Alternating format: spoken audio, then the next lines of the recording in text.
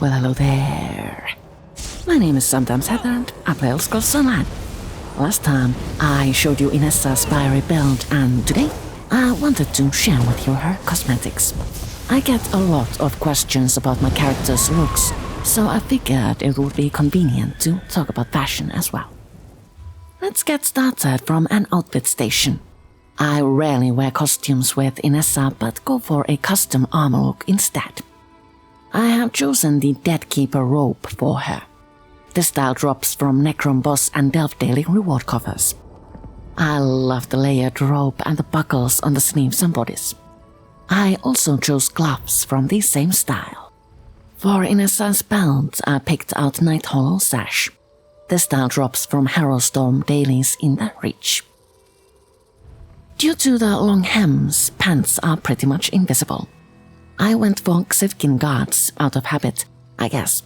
This style drops from Imperial City trophy vaults, so I must have gotten keys during the Zenithar event and actually used them up. For our boots, I picked Dark Elf style to appreciate Inessa's heritage. I tried to pick out weapon styles that tie in with my character's stories. Sometimes finding the perfect styles is hard, but with Inessa, the choices were quite obvious. I chose a dwarven staff due to Inessa's fascination to Dwemer culture and artifacts. This style drops from containers in dwarven ruins. For our backup weapon, I picked out Telvanni's staff, a style reminiscent to Vardenfell, which is home to my roses. Telvanni's style pages can be stolen from many sources in Vardenfell, and also purchased from guild vendors for a few gold coins. For Inessa's colors, I have picked out 3 dyes. First, I have Cold Harbor Ash Black. This dye is unlocked when you complete the God of Schemes achievement. For that, you'll need to complete the main quest. In order to use dyes tied to achievements, you will only need to complete said achievement with one character, and the rest will also gain access to the dye. So even soulless beings can use this one. Then I went with Dominion Yellow. This beautiful mustardy orange is unlocked when you complete the Hero of the Almeri Dominion achievement. For that, you will need to complete a serious amount of quests in the Almeri Dominion territory. And last, we have Daedric Red. This drops when you complete the General Executioner achievement. For that one, you will need to slay all 16 named enemies at Dark Anchors.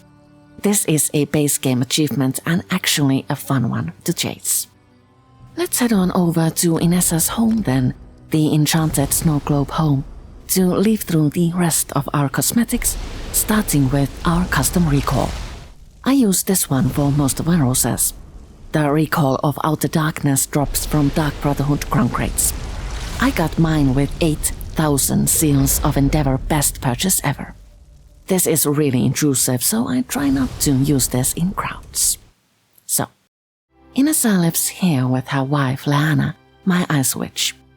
I try to mix Dunmer and Breton styles when decorating, but Leanna's personality shows stronger here. You can see it in the choice of decor, in books scattered around everywhere, in papers strewn about when she's lost in study, in the small things that makes a house feel like home.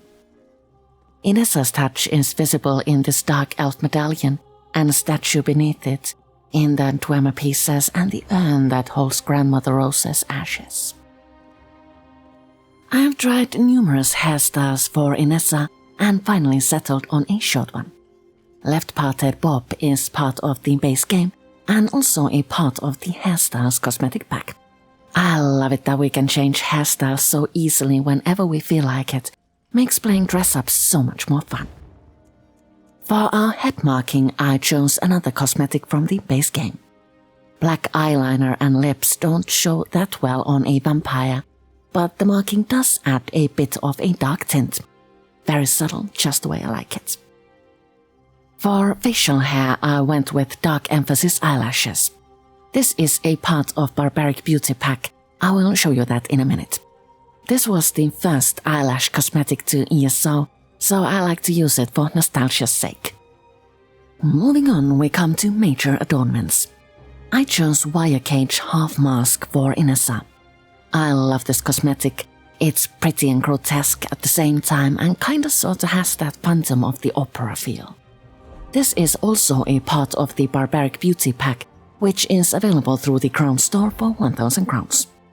This pack holds 5 items: a hairdo, earrings, dark emphasis eyelashes, a gemmed face tattoo and the half mask. These items are pretty unique, so I feel this is an okay deal. For our minor adornment, I chose Dwarven Sprocket earrings. These have a chance to drop from dragon scale crown crates. I have no memory of how I got mine. Did they drop from a sample crate or did I buy them for 16 crown gems? In any case, these are really cute and go perfectly with Inessa's personality. Our non-combat pet is the Chaos Ball cohort. This floating pet was available only through watching official Bethesda streams on Twitch when the new battlegrounds were announced in 2024. This is a seriously cool pet and it goes really well with the rest of our cosmetics.